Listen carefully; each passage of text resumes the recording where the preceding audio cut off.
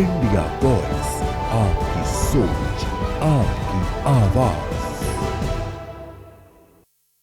नमस्कार, आप देख रहे हैं इंडिया वॉइस। मैं हूं आपके साथ चारुल कौशिक। चलिए करते हैं बुलेटिन की शुरुआत।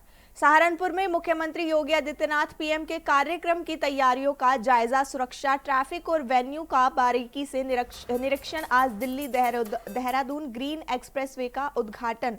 2010 किलोमीटर लंबा हाईटेक प्रोजेक्ट का होगा उद्घाटन।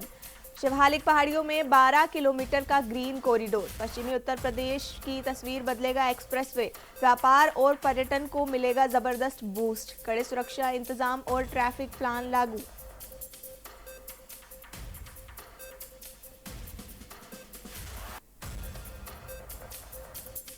सहारनपुर में योगी आदित्यनाथ ने प्रधानमंत्री के कार्यक्रम की तैयारियों का जायजा लिया। उन्होंने सुरक्षा, ट्रैफिक व्यवस्था और वेन्यू का बारीकी से निरीक्षण किया।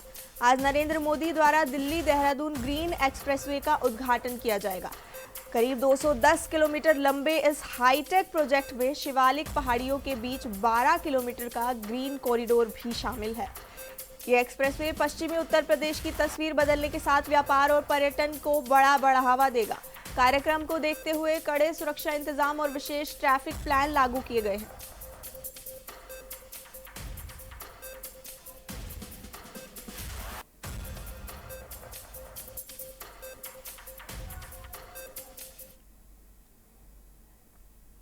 दिल्ली देहरादून एक्सप्रेसवे की सौगात आज पीएम मोदी करेंगे। एक्सप्रेसवे का लोकार्पण 2.5 घंटे में दिल्ली से पहुंचेंगे देहरादून। जोली ग्रांट एयरपोर्ट से जाएंगे सहारनपुर। एक्सप्रेसवे पर सफर करेंगे पीएम मोदी। सहारनपुर में डाट काली मंदिर में करेंगे पूजा। सीएम धामी भी पीएम के साथ रहेंगे मौजूद। सहारनपुर से वापस देहरादून जाएंगे पीएम। देहरादून से एक्सप्रेसवे का लोकार्पण करेंगे। जसवंत ग्राउंड में होगा भव्य समारोह।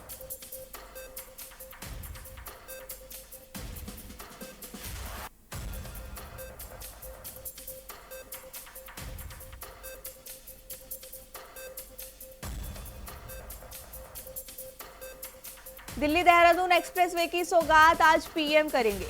एक्सप्रेसवे का लोकार्पण 2.5 घंटे में दिल्ली से पहुंचेंगे पीएम देहरादून जोली ग्रांट एयरपोर्ट पर। वहां से जाएंगे सहारनपुर। एक्सप्रेसवे पर सफर करेंगे पीएम मोदी।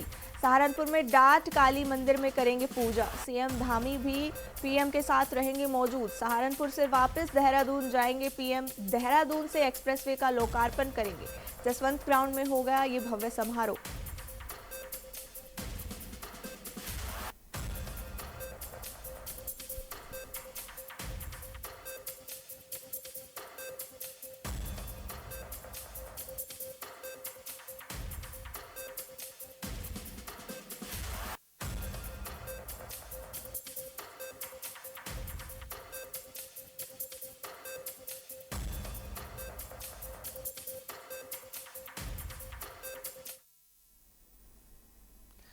पटना में नीतीश कुमार आज देंगे इस्तीफा। कैबिनेट बैठक के बाद लेंगे बड़ा फैसला। पटना में बुलाई गई आखिरी कैबिनेट मीटिंग बैठक के तुरंत बाद राज्यपाल को सौंपेंगे इस्तीफा। करीब 3 बजे इस्तीफा देने की संभावना। शाम तक नए मुख्यमंत्री के नाम का ऐलान संभव। बिहार की राजनीति में बड़ा बदलाव तय। नीतीश कुमार आज पटना में बड़ा राजनीतिक कदम उठा सकते हैं। कैबिनेट बैठक के बाद वे मुख्यमंत्री पद से इस्तीफा देने का निर्णय ले सकते हैं। जानकारी के अनुसार ये बैठक उनकी सरकार की आखिरी कैबिनेट मीटिंग मानी जा रही है। बैठक समाप्त होते ही वे राज्यपाल को अपना इस्तीफा सौंप सकते हैं, जिसकी संभावना करीब 3 बजे जताई जा रही है। शाम तक नए मुख्यमंत्री के नाम का ऐलान भी संभव है। इस घटनाक्रम से बिहार की राजनीति में बड़ा बदलाव तय माना जा रहा है और सत्ता समीकरण पूरी तरह बदल सकते हैं।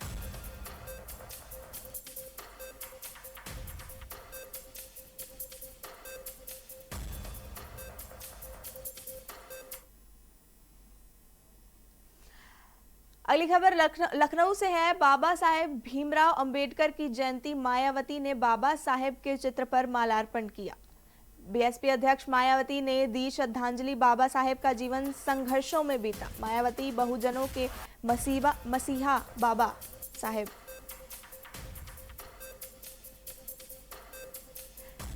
लखनऊ में भीमराव अंबेडकर की जयंती के अवसर पर मायावती ने बी.आर. अंबेडकर को श्रद्धांजलि अर्पित की। उन्होंने बाबा साहेब के चित्र पर माल्यार्पण कर उनके योगदान को याद किया। मायावती ने कहा कि बाबा साहेब का जीवन संघर्षों से भरा रहा, लेकिन उन्होंने समाज के वंचित वर्गों को अधिकार दिलाने के लिए ऐतिहासिक कार्य किए। उन्होंने उन्हें बहुजनों का मसीहा बताते हुए उनके विचारों पर चलने का आह्वान किया।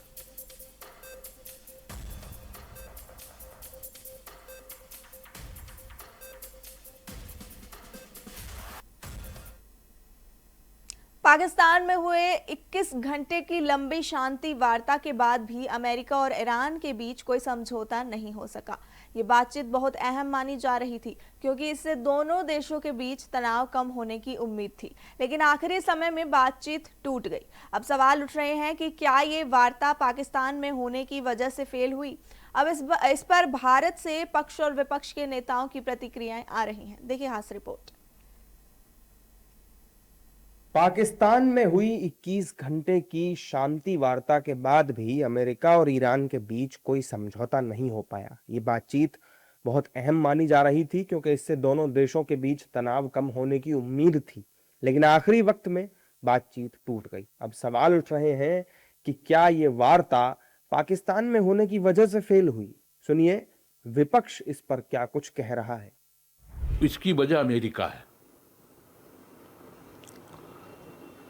और स्वाभाविक तौर पे पाकिस्तान की भी भूमिका है, लेकिन उसमें ज्यादा भूमिका अमेरिका की है। सारे विश्व की नजरें हैं और ट्रंप, अमेरिका निश्चित तौर पे एक महान मुल्क है, मगर ट्रंप एक महान राष्ट्रपति यदि होना चाहते हैं तो इस युद्ध में उनको स्टेट्समैन के तरीके से भूमिका अदा करनी चाहिए। उनको नेतन्याहू का भोंपू या उनके निर्देशन में काम करने वाले के बजाय जो है उनको विश्व हित क्या है उसको देख करके काम करना चाहिए और कदम उठाने चाहिए। प्रतिष्ठा का सवाल बनाने के बजाय चीज़ों को कैसे रिजॉल्व हो उस पर बात करनी चाहिए। जबकि एनडीए के नेता कह रहे हैं कि पाकिस्तान के इस्लामाबाद में बातचीत होने का क्या मतलब था, उस मुल्क की पहल से भला शांति कैसे हो सकती थी। अमेरिका ने 15 प्रस्ताव रखे, ईरान ने 10 प्रस्ताव रखे थे। उन प्रस्तावों में इजराइल बाहर था, लेबनान बाहर था। ऐसे में पश्चिम एशिया में अगर चिरस्थायी शांति चाहिए तो कहीं ना कहीं ईरान, इजराइल, अमेरिका, लेबनान इन सबको साथ में बैठना पड़ेगा और निश्चित तौर पर उसमें पाकिस्तान की कोई भूमिका नहीं बनती है। हाँ, अगर कोई भूमिका बनेगी तो हिंदुस्तान की भूमिका बनेगी, क्योंकि हिंदुस्तान इस पूरे क्षेत्र में एक बहुत बड़ी शक्ति करके स्थापित है।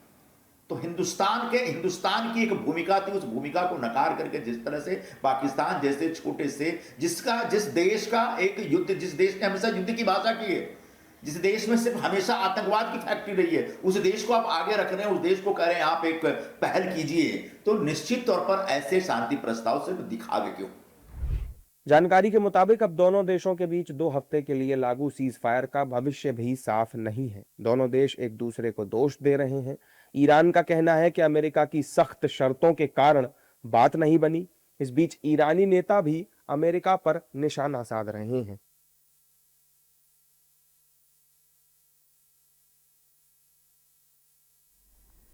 बिहार में नई सरकार के गठन को लेकर सियासी तस्वीर अब लगभग साफ होती नजर आ रही है। 15 अप्रैल 2026 को राज्य में नई सरकार का शपथ ग्रहण होना तय माना जा रहा है। सूत्रों के मुताबिक इस बार एनडीए की सरकार बीजेपी के नेतृत्व में बनेगी, मतलब जेडीयू का सीएम नहीं होगा। लेकिन असल तस्वीर को 15 अप्रैल को ही साफ होगी। अब इसे लेकर राजनीतिक प्रतिक्रियाएं आ रही हैं। बिहार में नई सरकार के गठन को लेकर सियासी तस्वीर अब लगभग साफ होती नजर आ रही है। 15 अप्रैल 2026 को राज्य में नई सरकार का शपथ ग्रहण होना तय माना जा रहा है। सूत्रों के मुताबिक इस बार एनडीए की सरकार बीजेपी के नेतृत्व में बनेगी, मतलब जेडीयू का सीएम नहीं होगा। लेकिन असल तस्वीर तो 15 अप्रैल को ही साफ होगी। अब इसे लेकर राजनीतिक प्रतिक्रियाएं आ रही हैं। 14 अप्रैल को दिन के 3 बजे भारतीय जनता पार्टी के प्रदेश कार्यालय में भाजपा विधानमंडल दल की बैठक बुलाई गई है, जिसमें भाजपा विधानमंडल दल के नए नेता का चुनाव होगा। केंद्रीय नेतृत्व ने भारतीय जनता पार्टी के वरिष्ठ नेता और केंद्रीय मंत्री आदरणीय शिवराज सिंह चौहान जी को ऑब्जर्वर नियुक्त किया है भाजपा विधानमंडल दल के नए नेता के चुनाव हेतु। इसलिए बैठक बुलाई गई है और शिवराज सिंह चौहान जी भी इस बैठक में रहेंगे। देखिए, सब जो दल हैं, जो घटक दल हैं एनडीए के, वह सब आपस में विचार कर और विधायक विचार कर अपना नया मुख्यमंत्री चुनेंगे। ये लोकतांत्रिक प्रक्रिया के अंतर्गत होगा। हाँ, तो एनडीए विधानमंडल दल का जब ही नेता चुना जाएगा तो तय हो जाएगा कौन बिहार के राजकुमार होंगे। आपको क्या लग रहा है कि कौन मुख्यमंत्री हो सकते हैं बीजेपी की तरफ से? अब विधानमंडल का बैठक हो जाने दीजिए, कुछ ही समय का घंटा बचा हुआ है। हम लोग को भी क्लियरिफाई हो जाएगा कि कौन बनेंगे नहीं बनेंगे। ये तो विधानमंडल दल के बैठक के बाद तय हो जाएगा। जबकि विपक्षी नेताओं की भी प्रतिक्रियाएं आ रही हैं। इनके मुताबिक नीतीश कुमार को किनारे कर दिया गया है। हाँ, अभी हर जगह से हटाया जाएगा। अभी तो हर जगह से हटाया जाएगा। नहीं, नीतीश कुमार जी को तो हम लोग भी चुनाव में विरोध कर रहे थे, लेकिन बिहार के लोगों ने नीतीश कुमार के नाम पर ये मैंडेट दिया था, नीतीश कुमार के नाम पर चुनाव जिताने का काम किया था, भारतीय जनता पार्टी के नाम पर नहीं हुआ था। उस समय छलावे से भारतीय जनता पार्टी ने भी उन्हीं को आगे करके चुनाव में जीत हासिल की थी, तो वहाँ के मैंडेट के ये खिलाफ है। फिर भी जब नीतीश कुमार जी स्वेच्छा से राज्यसभा के सदस्य बन गए तो तस्वीर साफ हो गई कि नहीं, ये अब सौंपना चाहते हैं भारतीय जनता पार्टी को मुख्यमंत्री की कुर्सी, और सत्ता का संचालन अब भारतीय जनता पार्टी के द्वारा होगा। जानकारी के मुताबिक सम्राट चौधरी का सीएम बनना लगभग फाइनल है। वहीं जेडीयू की ओर से निशांत कुमार का डिप्टी सीएम बनना लगभग तय माना जा रहा है। इसके अलावा बीजेपी से विजय कुमार सिन्हा, मंगल पांडे, रामकृपाल यादव समेत कई और नाम भी चर्चा में हैं।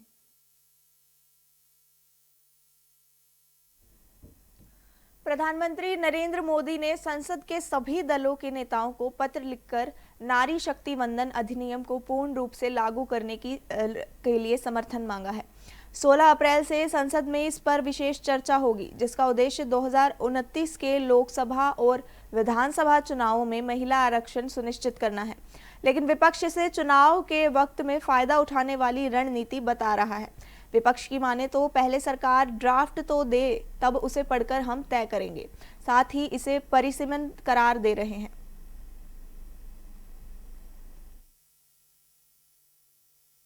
प्रधानमंत्री नरेंद्र मोदी ने संसद के तमाम दलों के नेताओं को पत्र लिखकर नारी शक्ति वंदन अधिनियम को पूर्ण रूप से लागू करने के लिए समर्थन मांगा है। 16 अप्रैल से संसद में इस पर विशेष चर्चा होगी, जिसका मकसद 2029 के लोकसभा और विधानसभा चुनावों में महिला आरक्षण सुनिश्चित करना है। लेकिन विपक्ष इसे चुनाव के वक्त में फायदा उठाने वाली रणनीति बता रहा है। विपक्ष की माने तो पहले सरकार ड्राफ्ट तो दे, तब फिर उसे पढ़कर वो तय करेंगे। साथ ही विपक्ष इसे परिसीमन भी करार दे रहा है। प्रधानमंत्री मोदी दलों से समर्थन समिट में मांग रहे हैं, आर्टिकल लिखकर मांग रहे हैं। दलों से समर्थन मांगने का तरीका सर्वदलीय बैठक से होता है। आप ऑल पार्टी मीटिंग करिए, उसमें आप आते नहीं हैं। आप 29 अप्रैल के बाद सर्वदलीय मीटिंग करिए, सब दलों के लोगों को बुलाइए, वहां पर इस पर चर्चा करिए। असलियत यह है कि आपकी शकुनी चाल है। विमेंस रिजर्वेशन मुद्दा ही नहीं है, वो तो पास हो चुका है। जब आपने पास किया था तब भी आपने कंडीशन शर्तें लगाई थी, सेंसस और डिलिमिटेशन की। हमने तब भी कहा था ये मत लगाइए शर्तें, 2024 में ज्यादा महिलाएं चुनकर आती हैं। आपने शर्तें लगाई, अब 30 महीने बाद एकदम से आपको वो शर्तें हटानी। मुझे भी खता है मोदी जी का और माननीय प्रधानमंत्री जी जो महिला आरक्षण बिल ला रहे, वो उसको हमने पहले भी एनसीपी शरद चंद्र पवार ने हमेशा तभी भी हमने साथ दिया है, कल भी, आज भी और कल भी हम देंगे। क्योंकि आपको याद होगा इस देश में पहली बार जब आरक्षण महिलाओं को दिया गया, वो आदरणीय पवार साहब जब महाराष्ट्र के मुख्यमंत्री थे तब वो निर्णय लिया गया। तो हम तो उनके साथ ही है। जो भी सरकार महिला आरक्षण बिल लाएगी हम उसके साथ पूरी ताकत से रहेंगे और कांग्रेस का भी वही विचार है। लेकिन हम सिर्फ विनती कर रहे हैं भारत सरकार को कि हमें बिल दिखाइए। हमने आज तक बिल देखा नहीं, तो एग्जैक्टली कैसे इम्प्लीमेंटेशन होगा उसके डिटेल्स, यही तो हमारी मांग है। महिला आरक्षण को जनगणना और परिसीमन से जोड़ना यह बिल्कुल इस बिल को लटकाने का मामला लगता है। और ये महिला आरक्षण नहीं बल्कि ये मेन परिसीमन है, और परिसीमन के नाम पर ये महिला आरक्षण का खेल खेल रही है केंद्र की सरकार। जबकि दूसरी तरफ एनडीए के नेता कह रहे हैं कि पीएम मोदी महिलाओं को सशक्त बनाना चाहते हैं, इसलिए वो सभी का समर्थन मांग रहे हैं।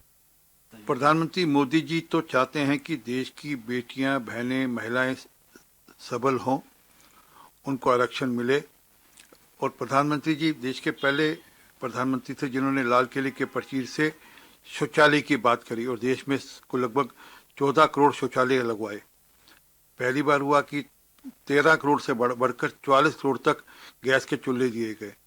पहली बार हुआ कि जल से नल की सुविधा की गई। पहली बार हुआ कि ड्रोन दीदी के माध्यम से और यहाँ लखपति दीदी के परियोजना के अंतर्गत 3 करोड़ बहनों को रोजगार मिला। तो प्रधानमंत्री तो लगातार ये कोशिश करें कि बेटियां और बहनें और महिलाएं देश में सशक्त हों, और इसलिए उन्होंने अपील भी की है कि ये जो बिल है इसके अंदर सबका सपोर्ट दें। जो भी आवश्यक जो संशोधन हैं उसके लिए 16 से 18 के बीच में विशेष सत्र बुलाया गया है। उसमें ये जो भी अमेंडमेंट हैं संशोधन करके सरकार इस कानून को लागू करेगी। 2029 से विधानसभाओं में, लोकसभा में देश की महिलाओं के लिए 33% आरक्षण ये सुनिश्चित होगा।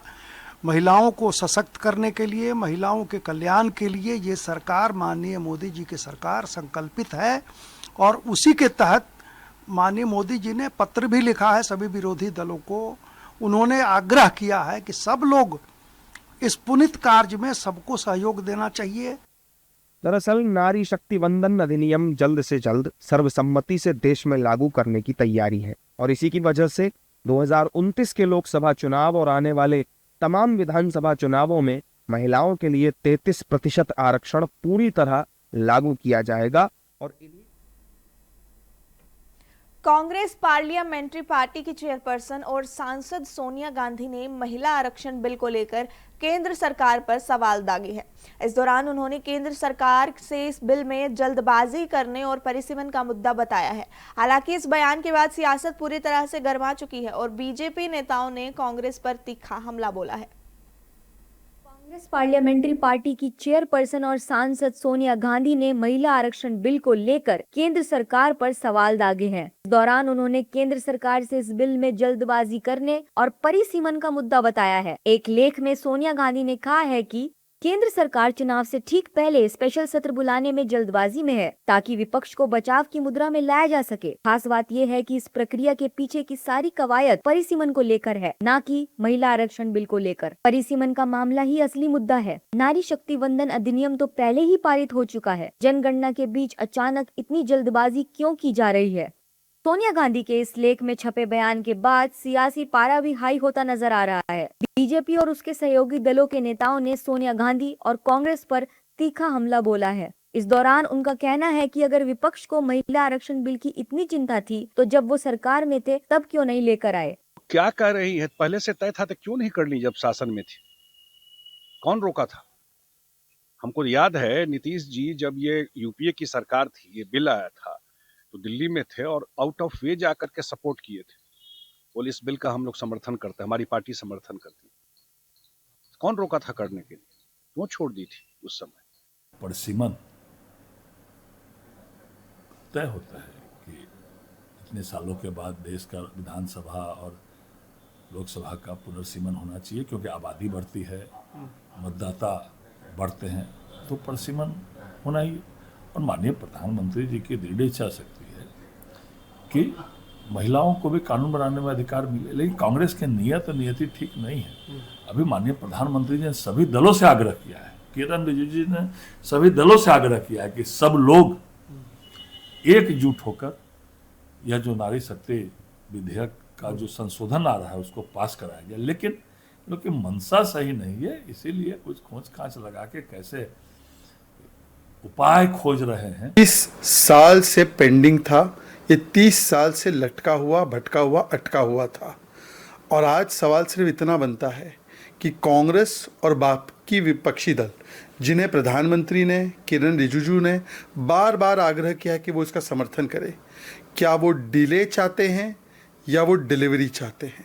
क्या वो केवल नारी शक्ति का खोखला नारा देना चाहते हैं या उनकी नीयत उसके साथ है?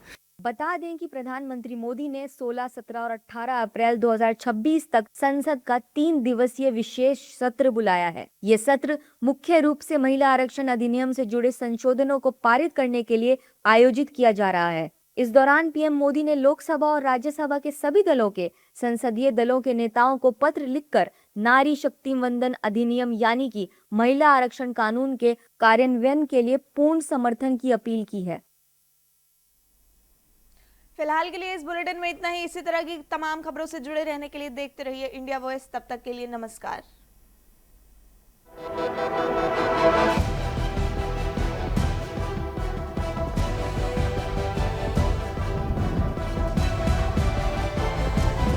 इंडिया वॉइस, आपकी सोच, आपकी आवाज।